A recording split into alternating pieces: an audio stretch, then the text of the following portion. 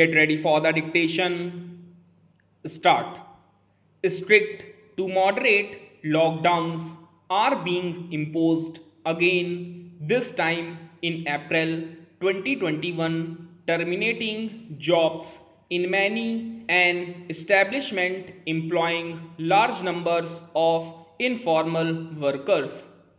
Of those employed in the informal category, large numbers include migrants who face, like they did in March April of 2020, a bleak future with job losses, loss of rented accommodations, a lack of sustainable income, and savings to ensure food transportation back to villages or any other emergency, including falling victim to COVID 19. Given their bitter experiences last year, migrants have already begun their journeys back to villages, paying exorbitant sums for their travel. Of course, no bright prospect awaits them there given the state of rural distress which initially pushed them to seek a better future in the urban areas. Nor do they expect new job opportunities, especially under shrinking National Rural Employment Guarantee Act allotments by the government.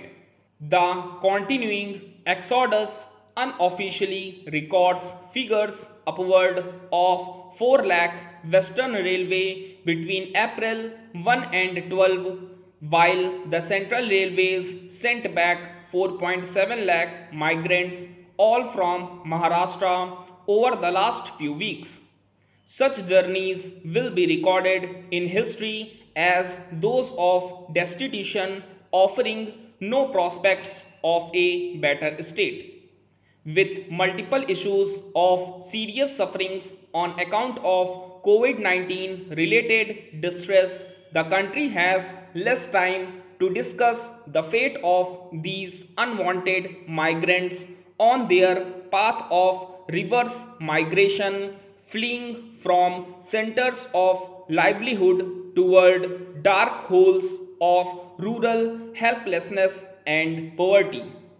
To provide a narrative of who these people are, we may describe them as mobile by default, with growing rural distress and inadequate official policies failing to support the ailing rural economy. Providing a mirror image of the previous tragedy in 2020, this unwanted trek back to where they came from provides them no further worth mentioning. The conditions faced by these workers under a curfew to lockdown status include the immediate termination of their livelihoods in terms of jobs, access to accommodation, and near insolvency.